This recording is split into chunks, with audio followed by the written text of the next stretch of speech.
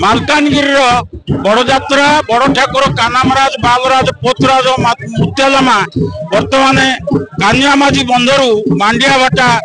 दंडकारण बजार देखिए विराट पटुआर बर्तमान जाऊँच लक्षाधिक भक्त जनसमाग होती हजार हजार ग्राम देवतर प्रत्येक लाठी दुई पार्श्व जाऊँगी बर्तमान समस्त सेवायत ठाकुर मानक कांधे धरी पोलोर ठारू 12 तारीख ठारू बर्तमान 100 किलोमीटर व्यापी विभिन्न मंडप भोग प्रसाद खाई बर्तमान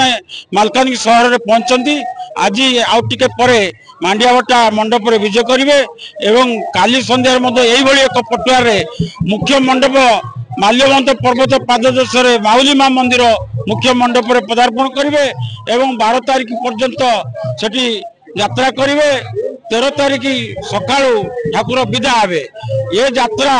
रामायण महाभारत सहित जड़ित जरासंध को वध करी कृष्ण भीम अर्जुन एवं वध करी जो लक्षे राजा को मुकुले से राजा को परिवर्ते मुंड परिवर्ते श्रीकृष्ण माँ को कथा देते लक्षे मुंड तुमको दिज्व पशु बलि लक्षाधिक पशु बलि देवार नजर रही बर्तमान प्रशासन पक्ष सेगुड़िक नियंत्रण होता बेले बर्तमान ये यात्रा 4टी राज्य को नहीं होड़शा आंध्रा तेलंगाना एवं छत्तीसगढ़ राज्यर लक्षाधिक भक्त जनसमाग होती एक पवित्र भूमि दंडकारण्य राम एवं कृष्ण नीलाखेला कर।